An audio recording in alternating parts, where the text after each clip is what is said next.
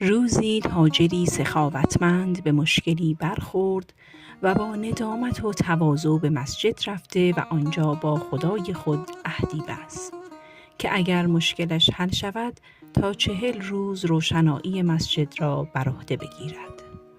او به حاجت خود رسید و هر روز به مسجد می رفت و نذر خود را ادا می کرد. 40 روز تمام شد و خادم مسجد دید که دیگر تاجر شمعی نمی آورد. پس به در منزل او رفت که یادآوری کند. تاجر با خوشرویی در را باز کرد چون فکر می کرد که خادم برای تشکر آمده. ولی خادم گفت چرا دیگر به مسجد شمعی نمی فرستی؟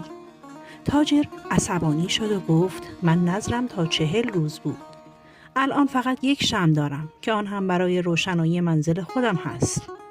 میخواهی آن را هم به تو بدهم؟